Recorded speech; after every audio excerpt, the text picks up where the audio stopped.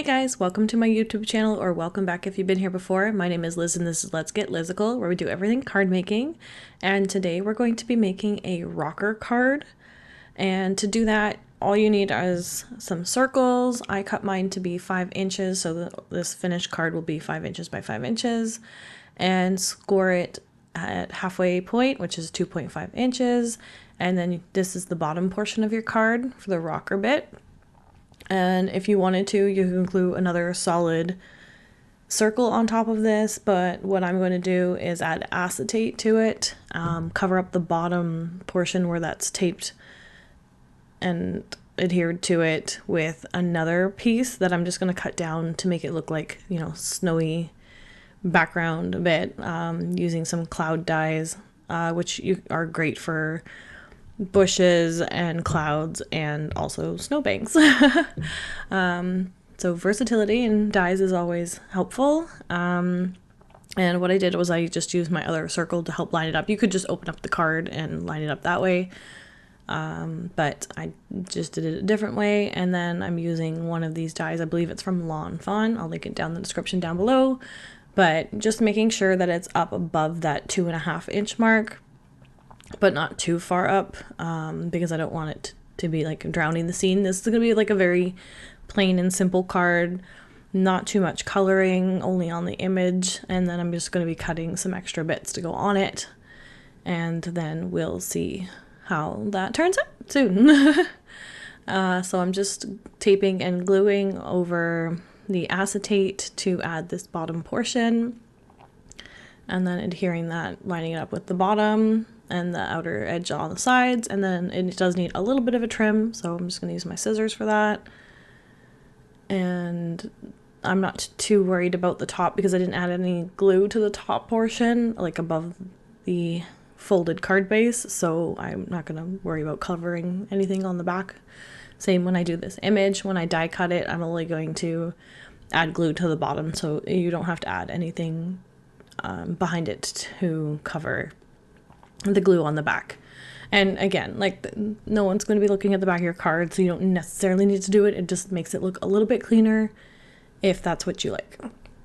So right now I'm just adding the MFT, I think this is Beast Friends set, no longer available, I don't think.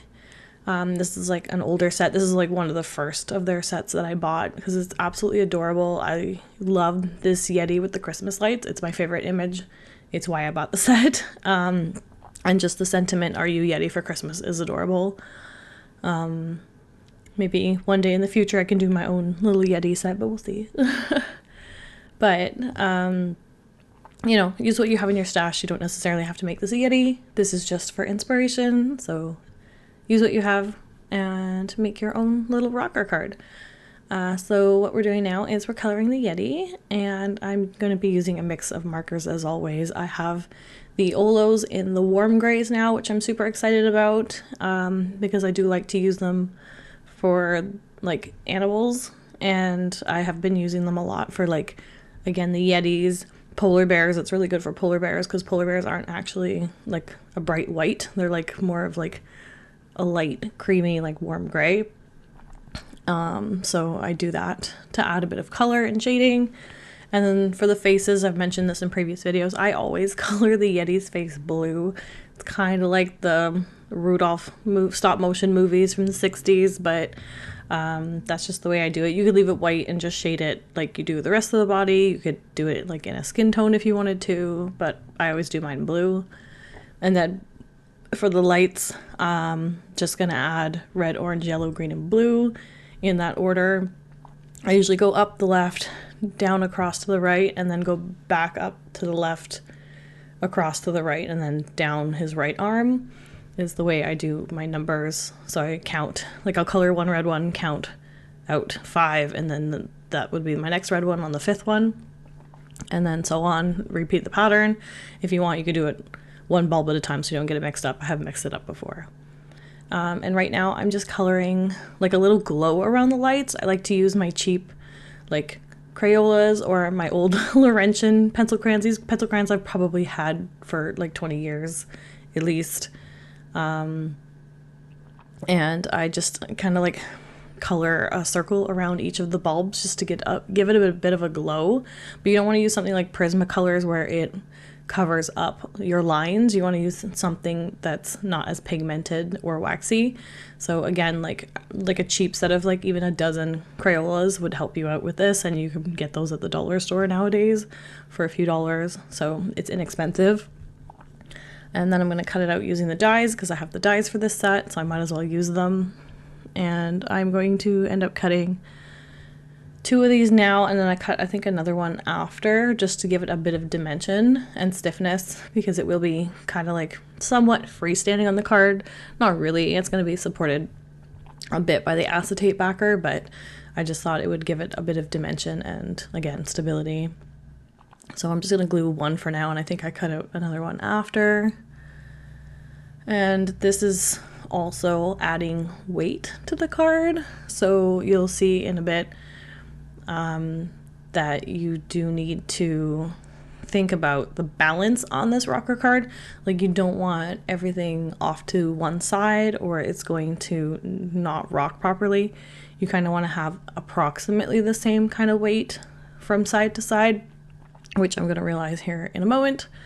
I'm just cutting it out because I didn't have it 100% aligned, so I'm just trimming a bit here and there. Then I'm just going to add glue to like below his arms. After I add a bit of shadow, I like to do this just to help ground the character so he's not floating. And then I always use a colorless blender just to help, you know, fade out those edges on the shadow. I think I do add a bit more, a bit darker after on the feet area, but that will be coming up soon. And I'm just adding white dots to the lights. It just seems to like give it that bright light look to it. Like you see the little bit of the light bulb on the inside and then the colors around it. I always do this detail, and you know, every time the acrylic paint comes out, what we're doing some controlled snow. I love to do this on acetate because it's like super simple, super quick, and if you make a mistake you can just scrape it off with your nails once it's dry. You can wipe it off while it's still wet if you wanted to, but it's very like easy to remove. Like it stays on the card unless you obviously agitate it and try to get it off, but it does stick pretty well, and it does allow for some, you know, mistakes here and there if that happens. I'm also just adding a bit of my Stardust jelly pen. This is the clear one. It looks a little bit gold on the end just because I had a gold pen explode in the cup where I keep these, but you know, it's not affecting the pen at all. Plus I have like 5 of them because I bought a pack of 5. So you'll see I just kind of like tested the rocker portion of this card, and it was kind of like leaning off towards the right because that's where I have the weight on the stamped image. So I'm just going to be cutting out some of the trees. These are the coordinating dies to the stamps for the trees, but I just wanted the trees to be white. Like I didn't want to stamp them. I just kind of want the background to be all white, and then the only color would be the image of the Yeti itself. So I'd end up cutting 2 of, I think, the middle-sized trees. I think there's 3 sizes of trees in this set.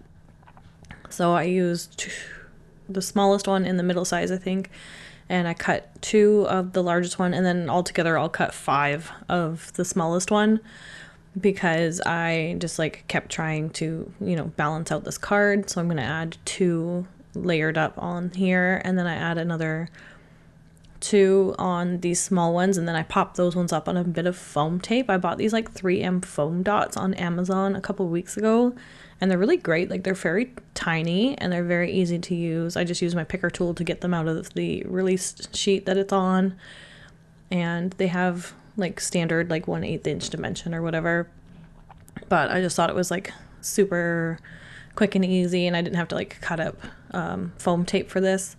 So that's kind of like what I use these for, like smaller areas. And again, I can still cut them in half if I have an even smaller area for them to go into. But it was like $10 for like, I think 10,000 little dots or something like that. Like you got quite a few, like it's gonna last me a lifetime.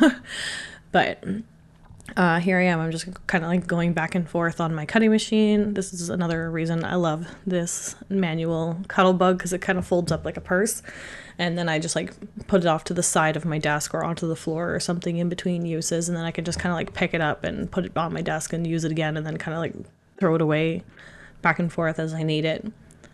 And this is the tree, and I think I cut out, yeah, 2 more, and then I'm like, okay, well, I don't want this on the same dimensional level as the big tree at the back, so I end up cutting just 1 more, so it's a little bit different. So there's like 2 on the tree at the back, 3 on the one in the front left, and then 2 plus some foam tape on the other one, just to like add layers of dimension and make it look like a mini forest off into the distance or something like that. And then I'm going to add some more of my Stardust pen on the edges of the trees. But that's pretty much our card for today, guys. Thanks again for joining me as always. Please give this video a thumbs up if you liked it, comment down below and let me know your thoughts. If you're not already subscribed to my channel, please subscribe because I'd love to have you here. And until tomorrow, thanks. Bye.